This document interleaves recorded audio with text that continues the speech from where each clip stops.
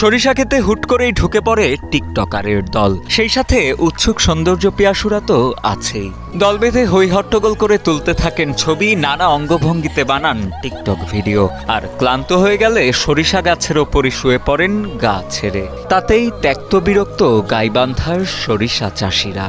পাড়ায় শোতে বসি, ফির হলে কেন ঝাপে, অর্ধেক অবিয়ে চেংড়ি আসি, অর্ধেক চেংড়া নিয়ে সাথে করে আসি, 2-4টে করে চেংড়া আসি, 5-7টা করে বেটি ছেলে, মনে হয় খালি মৌমাছির মতন মানুষ আসি। এখানে বসিয়ে মনে করো ছবি তোলে, দাঁড় হয়ে ছবি তোলে, ওখানে শুতিয়ে ছবি তোলে, তারপরে মনে কর বিভিন্ন ধরনের এখানে রং ঢং অনেক কিছু করে, বুঝছেন, করিয়া এখানে সরিষার মনে করো অনেক ক্ষতি করছে। গাইবান্ধা জেলা শহর থেকে একটু ভেতরে ঢুকতেই চোখে পড়ে দিগন্ত জোড়া বিস্তৃত মাঠ। বিঘার পর বিঘা জমি যেন ঢেকে রেখেছে হলুদ রঙের সরিষা ফুলের চাদর। তাই তো দূর দূরান্ত থেকে পরিবার পরিজন বা বন্ধু বান্ধব নিয়ে নয়নাভিরাম সে দৃশ্য উপভোগ করতে সরিষা খেতে ছুটে আসেন নানা বয়সী দর্শনার্থী ও ভ্রমণ পিপাসুরা। কিন্তু সেই প্রাকৃতিক সৌন্দর্য উপভোগ করতে গিয়েই চাষিদের কপাল পুড়ছেন অনেক বেপরোয়া দর্শনার্থী।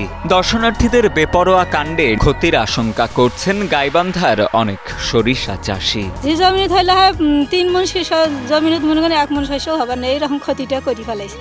তারপরে আমরা আসিয়া কত রাগারাগি করি, বলে আপনারা শস্যের ক্ষতি করেন না, তারপরে আমাদের কথা শোনে না। পেটে আমার ভাত খাই না, পেটে ভাত না দিয়ে আমরা শস্যের আবাদ করছি, কত কষ্ট করিয়ে সে আবাদগুলো এইরকম করে ক্ষতি করছি, আমাদের কথা তো শোনে না। এখন কি করবেন আপনারা, সেই ব্যবস্থা করেন। সরিষা চাষিদের অভিযোগ, ভালো ফলন হলেও দর্শনার্থীদের কারণে খেতে সরিষা চাষ করে বিপাকে পড়েছেন তারা। শুয়ে বসে থেকে ছবি তুলে আর ঝাপাঝাপি করে ক্ষেতের সরিষা নষ্ট করছেন বেপরোয়া দর্শনার্থীরা।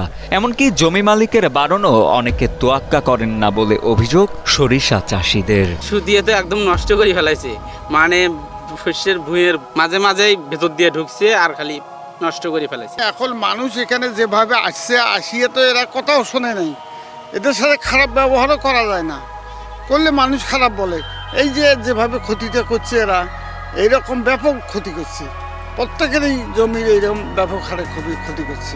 তবে ফসল নষ্ট না করে চাষি ও কৃষকদের কথা মাথায় রেখে সুশৃঙ্খলভাবে ও সাবধানতা অবলম্বন করে সরিষা ক্ষেতের সৌন্দর্য উপভোগ করা উচিত বলে মনে করেন অনেক দর্শনার্থী ও স্থানীয় বাসিন্দারা। সবাই তো আর একরকম না, যাদের একটু মাথার একটু তারা শস্যগুলো ভেতরে যায়, এদের সমস্যা। কিন্তু আল আছে, আল দিয়ে করলেই তো হয়, কিন্তু অনেকে তো বোঝানো উশৃঙ্খল অনেকে।